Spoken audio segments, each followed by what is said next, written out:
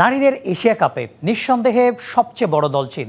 9 বারের চ্যাম্পিয়ন তারা। উত্তর কোরিয়া 3 বারের চ্যাম্পিয়ন, উজবেকিস্তানও বড় প্রতিপক্ষ। কিন্তু মায়ানমার, বাহরাইনকে উড়িয়ে দেওয়া বাংলাদেশ তাদের উড়িয়ে দিতে পারবে না, সেটা বিশ্বাস করেন না হেড কোচ পিটার বাটলার। নারী এশিয়া কাপের ড্র নিয়ে নিজের প্রতিক্রিয়ায় এই কোচ বলেন, শক্তিতে, র্যাঙ্কিংয়ে, অভিজ্ঞতায় আফিদারা পিছিয়ে থাকলেও পিছিয়ে নেই আত্মবিশ্বাসে। 36 ধাপ এগিয়ে থাকা বাহরাইনের জালে 7 গোল, র্যাঙ্কিংয়ে 73 ধাপ এগিয়ে থাকা মিয়ানমারের বিপক্ষে 2-1 জয়। শেষ ম্যাচে তুর্কমেনিস্তানের বিপক্ষে আরও 7 গোল। একের পর এক প্রতিপক্ষকে উড়িয়ে দিয়ে প্রথমবারের মতো এশিয়া কাপে নাম লিখিয়েছিল বাংলাদেশের নারীরা। সেই এশিয়া কাপে আফইদা অ্যান্ড কোংয়ের জন্য অপেক্ষা করছে আরও কঠিন চ্যালেঞ্জ। গ্রুপের সবচেয়ে কঠিন প্রতিপক্ষ চায়না, যারা একবার দুবার নয়, নারী এশিয়া কাপের 9 বারের চ্যাম্পিয়ন।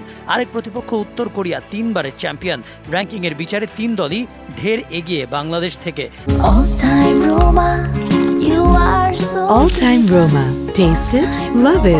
তারপরও নারীদের হেড কোচ পিটার বাটলার মনে করেন, মনোবলে এগিয়ে লাল সবুজের নারীরা।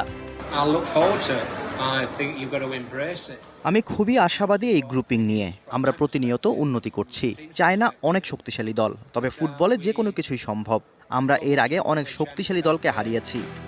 তবে এত কিছুর মাঝেও বাংলাদেশের সামনে সুযোগ আছে শেষ 8-এ খেলার। কারণ 3 গ্রুপের শুধু চ্যাম্পিয়ন, রানার্স আপ নয়, সেরা দুটি তৃতীয় দলে উঠবে কোয়ার্টারে। উজবেকিস্তানকে হারালেই তা সম্ভব। তাই তো প্রস্তুতির পরিকল্পনাটা সেভাবেই সাজাচ্ছেন কোচ বাটলার।